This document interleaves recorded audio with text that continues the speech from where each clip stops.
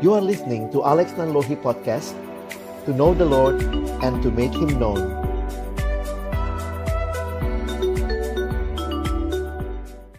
Bapa di dalam surga, terima kasih kesempatan di hari perhentian Kau berikan kepada kami datang bersekutu memuji memuliakan nama-Mu. Tuhan, kami telah memuji-muji Engkau, dan tiba waktunya bagi kami untuk membuka firman-Mu ya Tuhan.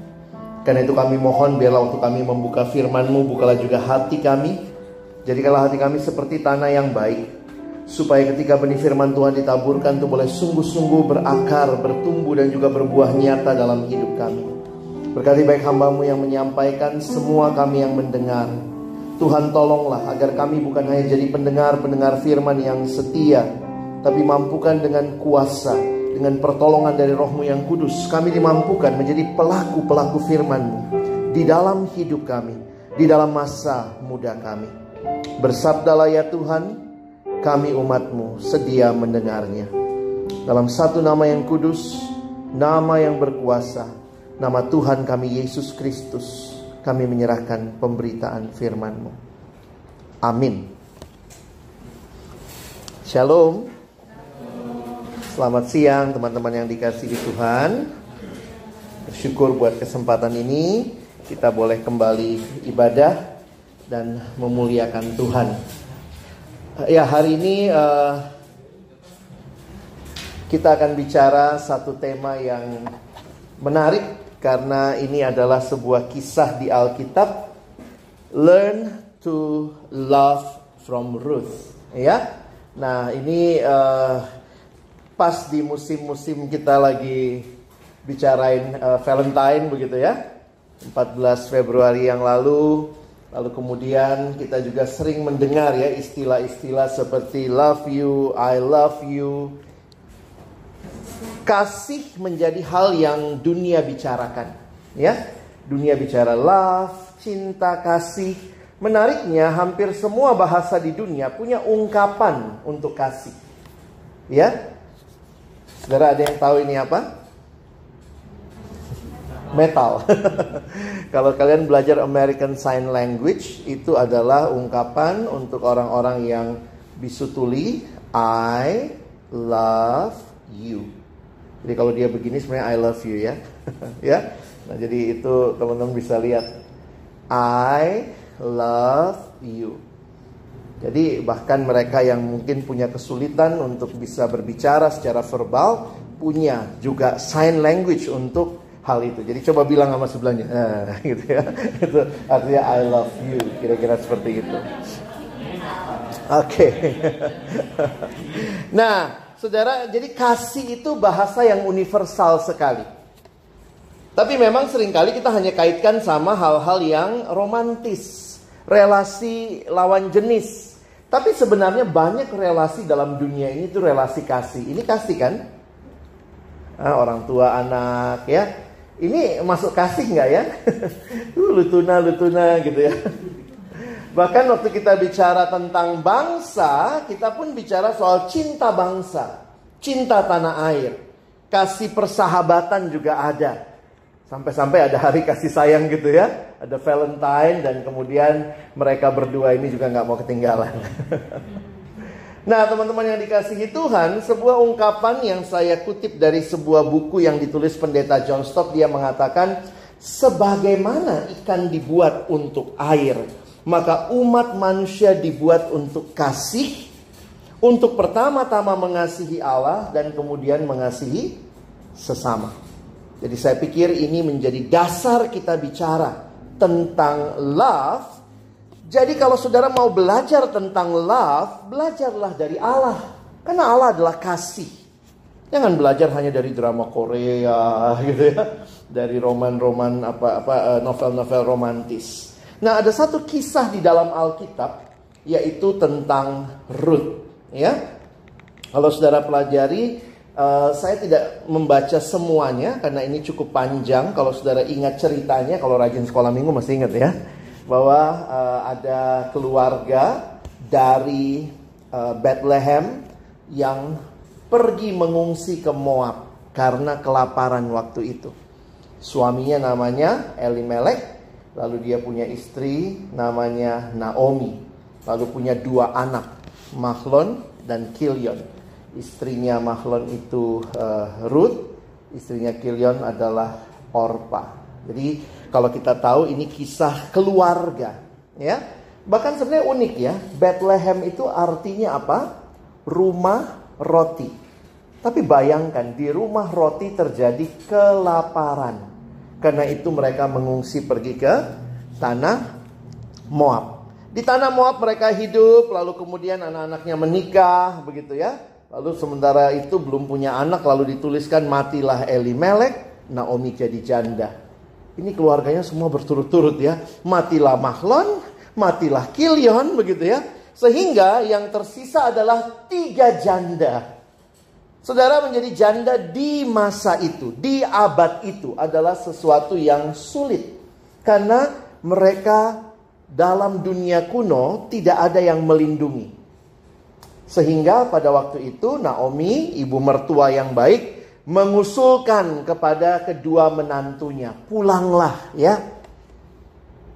Kamu ikut saya apa gunanya? Kalian pulang aja ke rumah orang tuamu. Kalau kalian ikut saya, mau nunggu saya punya anak. Kalaupun saya punya anak, saya harusnya kan kalau secara tradisi Yahudi, kalau ada abang meninggal, maka kalau ada adiknya, adiknya harus menikahi atau bertanggung jawab terhadap keluarga atau istri abangnya. Jadi kemudian dia bilang, kamu mau nunggu saya punya anak, lalu saya besarkan anak, kamu udah nenek-nenek, kira-kira begitu ya. Sehingga pada waktu itu usulan ini diterima oleh Orpa. Orpa pulang kembali ke orang tuanya, ke rumah keluarganya di Moab. Tapi Ruth, perempuan Moab, menolak usul ini. Maka inilah Ruth 1 ayat 15 sampai 18 ya. Yuk kita baca bergantian. Saya baca 15, teman-teman baca 16, kita bergantian sampai 18 ya. Berkatalah Naomi, telah pulang iparmu kepada bangsanya dan kepada para allahnya, pulanglah mengikuti iparmu itu.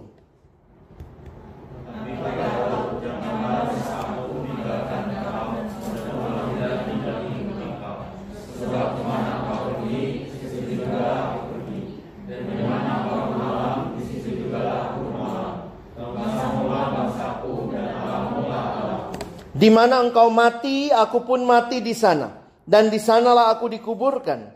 Beginilah kiranya Tuhan menghukum aku, bahkan lebih lagi daripada itu.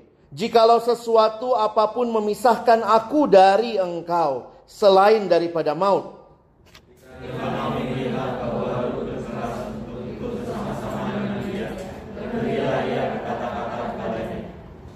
Nah teman-teman yang dikasihi Tuhan, pernyataan Ruth ini adalah pernyataan yang sungguh luar biasa. Dia mengikatkan dirinya, komitmennya. Kadang-kadang kalau kita baca kok kayak janji pernikahan gitu ya. Tapi kalau kita perhatikan, disinilah saya ingin mengajak kita mengerti tentang kasih yang Alkitab gambarkan, khususnya dalam kisah Ruth ini. Teman-teman, saya mengutip beberapa bagian dari buku yang saya baca dalam persiapan. Maaf, saya belum sempat terjemahin gitu ya. Dia katakan begini. Ruth ini, dia menyerahkan diri. Dia committed to her mother-in-law. Ruth kepada Naomi. Bayangkan ya, dia menyerahkan dirinya. Aku akan ikut engkau. Berarti apa? Sederhananya, saya akan menjaga engkau, ibu mertuaku. Jarang-jarang kayak gitu ya. Biasanya kan menantu-menantu paling pengen ibu mertua cepat mati kali ya. Atau ya sudahlah, pergilah ya. Makanya siapa wanita paling berbahagia di dunia? Hawa, nggak punya mertua. Ya.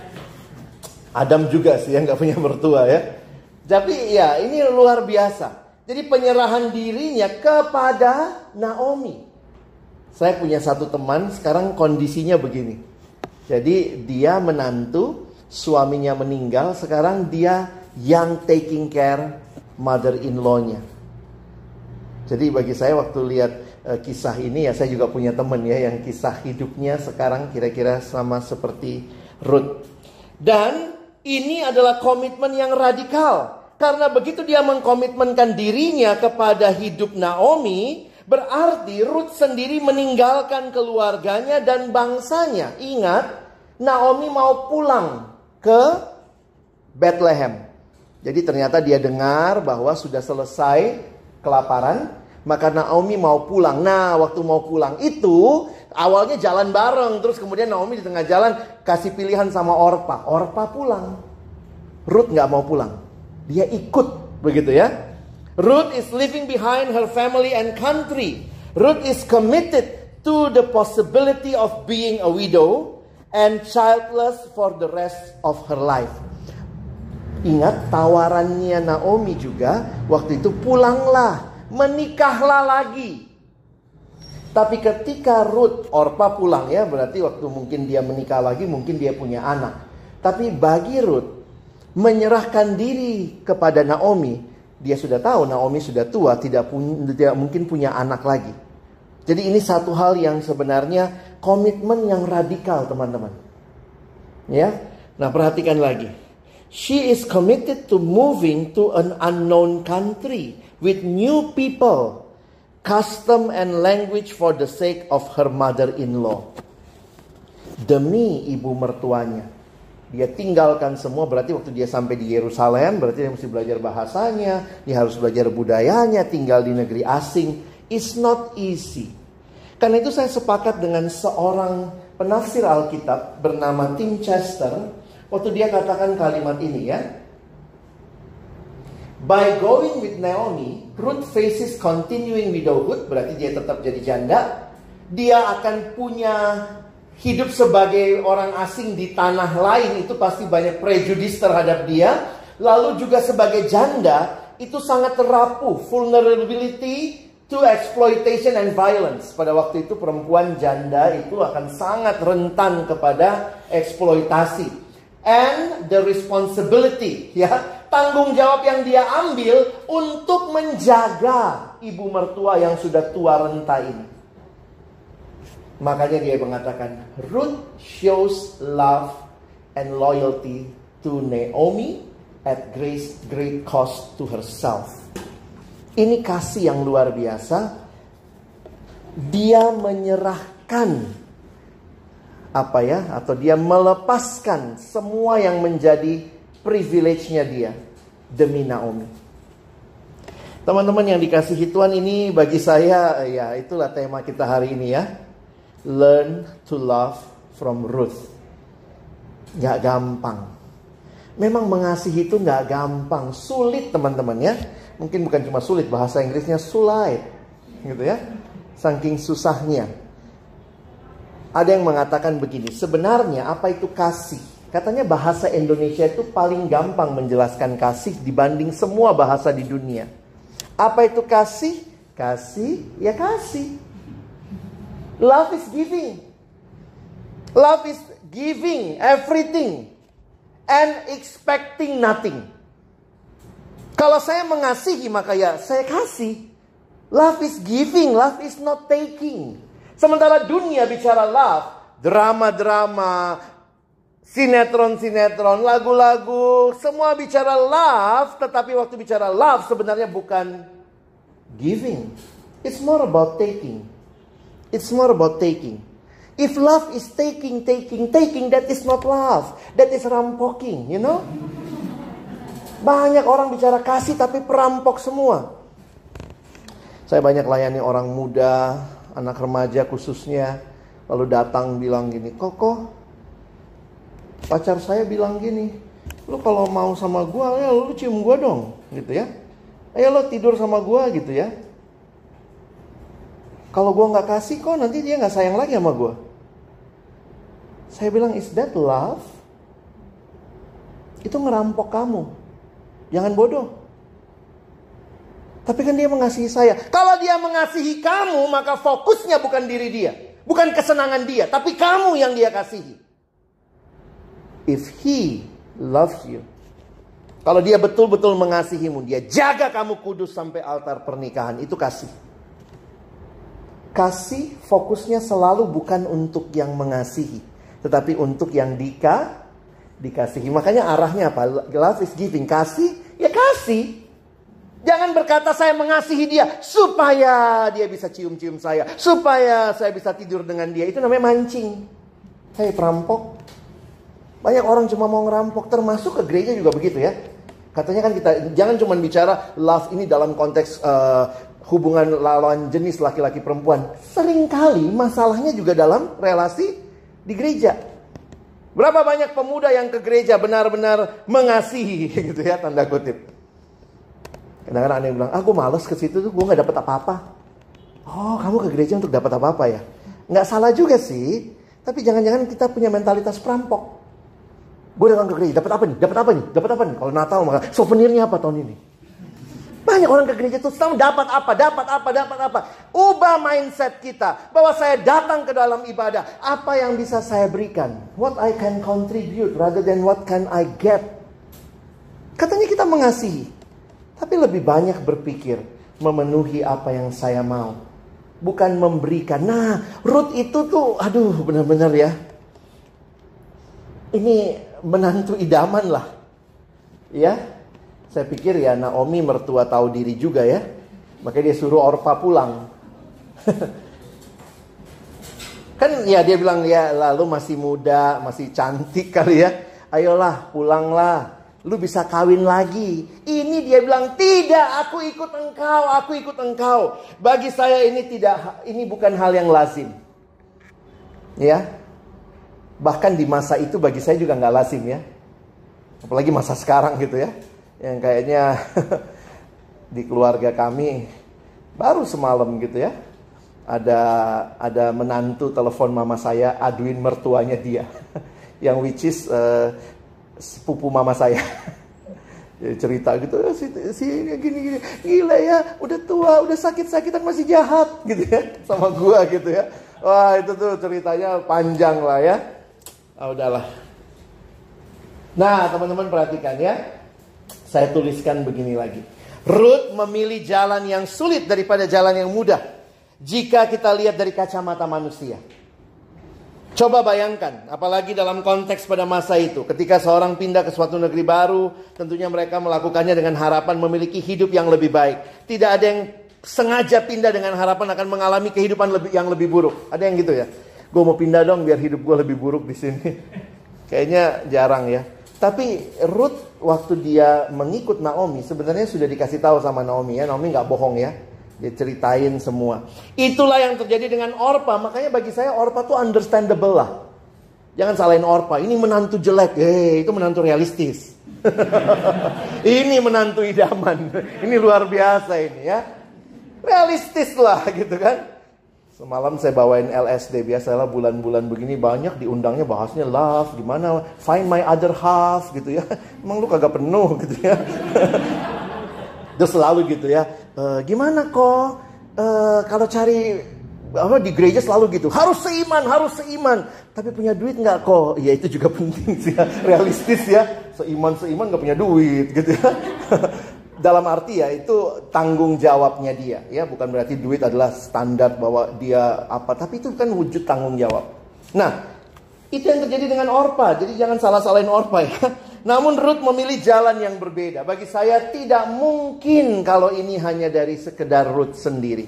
Disitulah saya pikir ada divine love yang very different. Ruth pada dasarnya pilihannya begini. Dia dapat Allah, pulang ke Bethlehem, tapi kan di Bethlehem gak ada apa-apa. I got God, but I have nothing in Bethlehem. Tapi pilihan kedua adalah punya everything, tapi minus God. Itu kalau dia pilih ada di Moab. Inilah pilihannya. Maka kalau teman-teman pelajari bahwa apa yang Ruth pilih, lihat ya. Ini kayak pengakuan iman ya. Mari kita berdiri, pengakuan iman rasuli. Nah ini pengakuan imannya Ruth ya. Kadang-kadang saya pikir, wow, apa dia udah susun bagus-bagus gitu ya. Karena ini kalau kita pelajari satu-satu tuh indah banget ya. Mungkin Koko nggak jelasin satu-satu, nanti kalian bisa pelajari lebih jauh. Tapi perhatikan ini ya. Saya tuliskan begini. Perhatikan pernyataan bahwa Ruth bahkan rela mati dan dikuburkan di tanah Naomi. Ini sebenarnya sesuatu yang unik untuk budaya waktu itu. Karena waktu itu tanah Naomi berarti tanah Tuhannya Naomi. Dan bukan tanah dewa-dewa Moab. Jika kalau saudara pelajari perjanjian lama, lihat konteks bangsa waktu itu, antara Tuhan dan tanah itu melekat. Makanya ingat, semua tanah itu ada Tuhannya. Ini di tanah Moab, ya dewanya orang Moab, Tuhannya orang Moab. Nanti di tanah Mesir, dewa Mesir. Nah, hanya Yahweh yang memperkenalkan dia Allah atas semua. Yang lain tuh dewanya lokal-lokal ya. Allahnya begitu pindah langsung roaming. Yahweh kagak gitu ya. Nah, jadi kalau kalian mengerti antara Allah dengan tanah, kalimat Ruth itu bukan cuma kalimat ya udah gue mati di mana lu ada, tapi itu adalah sebuah komitmen tertinggi di dunia kuno. Aku akan mati di tanahmu. Jadi ini bukan sekadar ya kita beli San Diego Hills misalnya gitu ya, bukan ya. Tapi itu menunjukkan bahwa dia komitmen lebih jauh. Nah, disinilah saya melihat ada unsur iman di dalamnya. Saya tidak tahu bagaimana kehidupan keluarga Naomi, tapi nampaknya Ruth begitu tertarik dengan Allahnya Naomi. Karena itu, kalau saudara perhatikan, in doing so, Ruth is also committing her life to Naomi's God, whom she calls as witness by his personal name, the Lord. Makanya di ayat itu tadi dikatakan Allah, atau maaf, dia pakai kata Tuhanlah yang jadi saksi. Kalian lihat ini? Sorry ya, ayatnya. Apakah berfungsi? Sorry. Bisa ditolong? Ini. Beginilah kiranya Tuhan, Tuhan, kalau gede semua itu nama Allah Israel, itu nama perjanjian. Jadi di sini saya ingin mengajak kita melihat, kalau kita mau sungguh-sungguh mengasihi, saudara dan saya harus belajar dari Allah.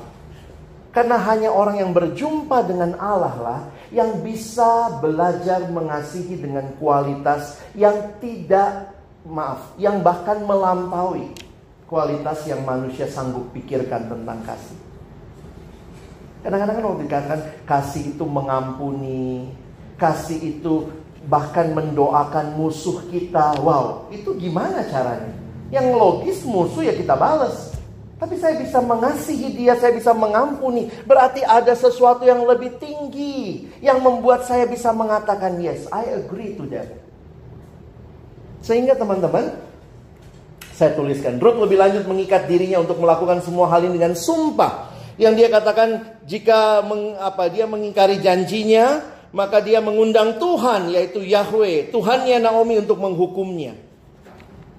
Jadi teman-teman, saya ajak kita lihat hari ini ya. Kasih yang sejati itu hanya ketika di dalamnya ada unsur iman kepada Allah yang sebenarnya telah terlebih dahulu mengasihi kita habis-habisan. Dalam kisah ini refleksi saya dua ya. Penyerahan diri Ruth kepada Naomi dengan hadir bagi Naomi. Tapi juga penyerahan diri Ruth kepada Allah dibuktikan dengan pengakuan imannya Ruth. Teman-teman yang dikasihi Tuhan, kisah Ruth ini sebenarnya kisah penebusan ya. Sebuah kisah penebusan redemption story kalau kita baca sampai pasal 4 ya. Sebenarnya betapa bersyukurnya Naomi. Walaupun di akhir pasal 1 Naomi masih menggerutu waktu pulang ke Bethlehem.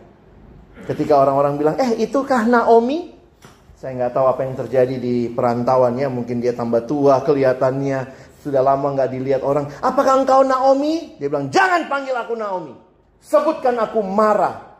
Mara artinya pahit. Karena Tuhan telah naik hakim atas aku. Jadi dia merasa kayak Tuhan menimpakan hal yang buruk kepada dia. Naomi itu nggak sadar pulang sama Ruth. Harusnya dia bilang, Tuhan memang, ya mungkin kalau dia mau ngadu ya, Tuhan memang jahat nih sama gua nih, mati semua. Ini ada nih cewek satu nih yang bareng gua. Harusnya gitu ya, dia syukurin. Ini puji Tuhan masih ada menantu mau ikut saya. Di akhir pasal 1 dia nggak bilang loh soal Rut. Ini memang mertua kadang-kadang ya. Yang nyuci gua, yang ngepel gua gitu ya. Nggak ada disebut-sebut gitu ya. Dia cuma bilang, ya gue kesel banget nggak ada yang bantu. Nah, ini apaan? Jadi harusnya ya, betapa bersyukurnya Naomi memiliki Rut. Tapi ini juga refleksi buat kita ya. Apakah kita juga menyadari bahwa kita pun memiliki seorang pribadi yang bahkan lebih baik dari Rut ya? Naomi memiliki Rut, kita memiliki Yesus. Gimana membandingkannya ya? Karena kita harus sampai ke Kristusnya gitu ya. Lihat, saya tuliskan begini. Sama seperti Rut, Yesus tahu bahwa satu-satunya cara bagi kita untuk tetap hidup adalah dengan ia menyerahkan nyawanya.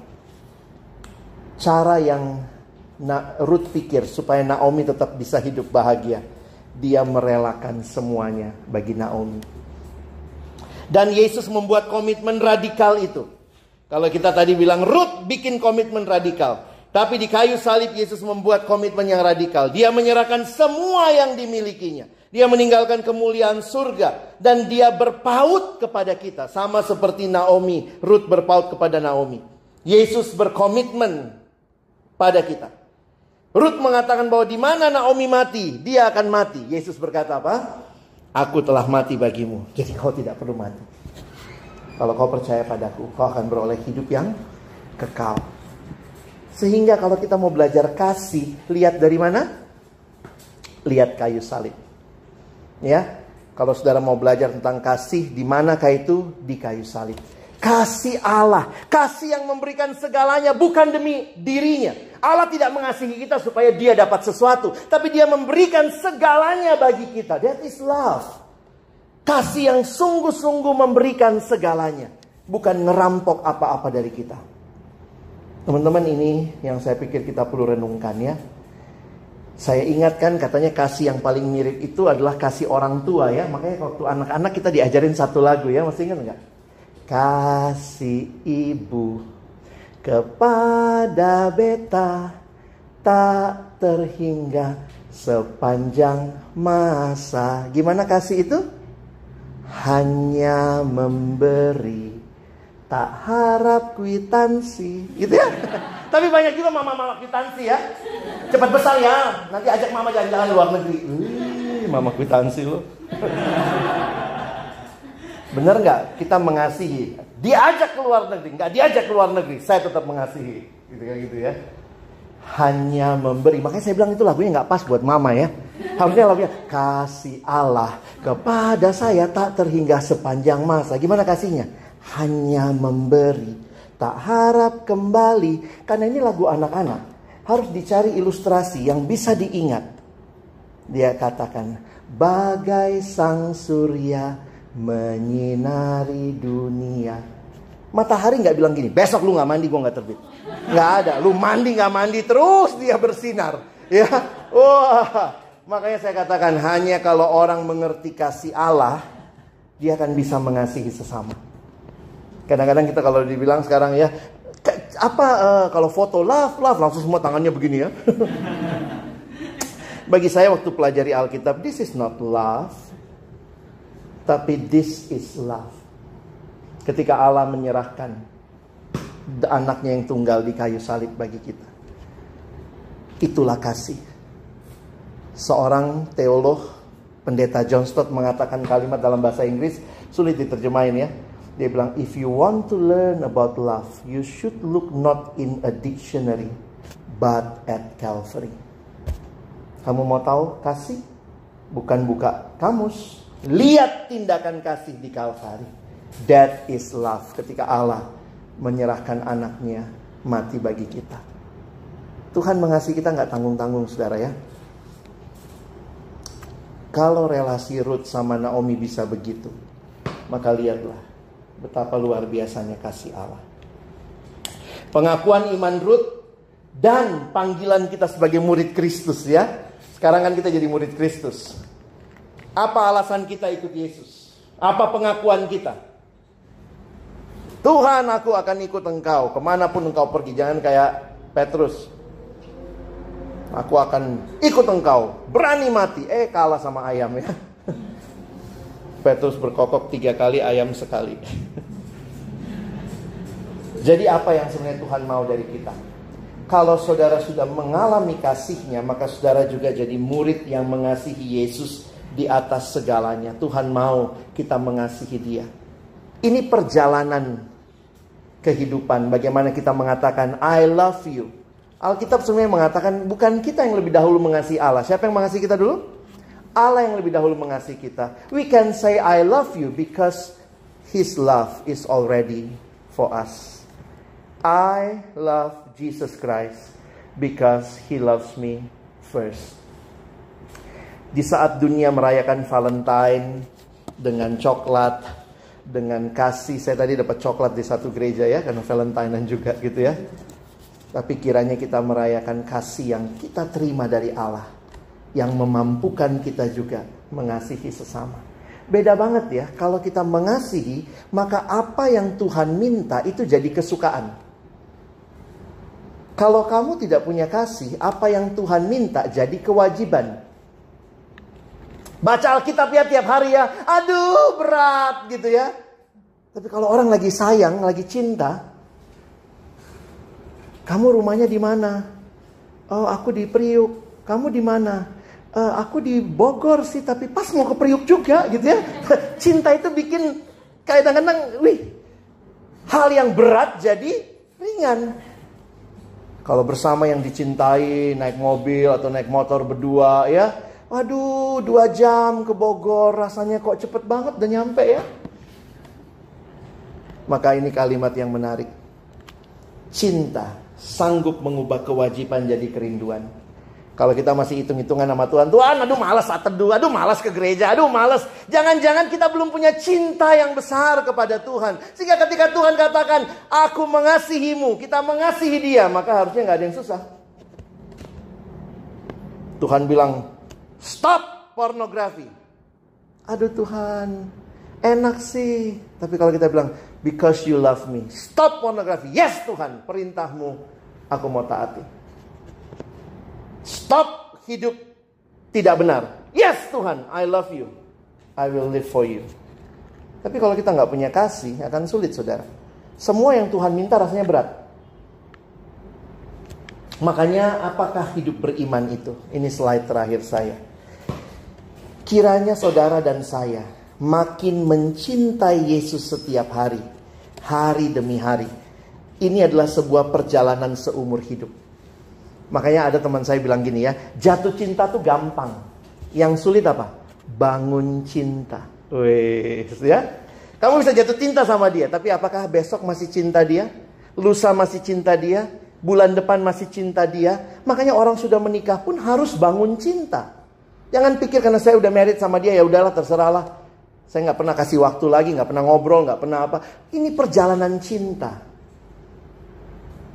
Gimana bangun cinta? Ya komunikasi kan.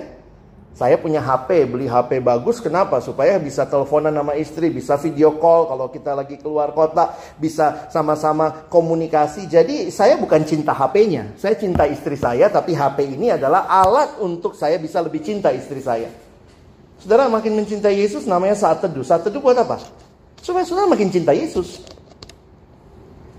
Doa, ya supaya saudara makin bisa komunikasi sama Tuhan. Jadi itu bukan kewajiban yang memberatkan, tapi sebuah kesukaan. Because I want to know you, I want to know you more. Maka perjalanan hidup kita adalah makin cinta Yesus hari demi hari. Sebuah perjalanan seumur hidup yang dimulai dengan pertama-tama buka hatimu dulu, terima Yesus. Tapi sesudah engkau terima Yesus sebagai satu-satunya Tuhan dan Juru Selamat, jalanilah perjalanan membangun cinta ini.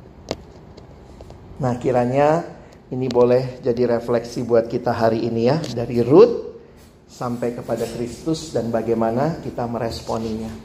2 pertanyaan untuk diskusi singkat kita. Yang pertama adalah, hal apa yang hari ini saudara pelajari dari kasihnya Rut? Ya, coba nanti diskusi di kelompok. Lalu yang kedua, berkaitan dengan hal itu, bagaimana teman-teman berjuang membangun cinta kepada Tuhan sebagai murid dalam generasi ini. Ya, kiranya nanti ini bisa menolong kita juga untuk mengaplikasikan firman Tuhan. Selamat berdiskusi, saya serahkan kepada worship leader.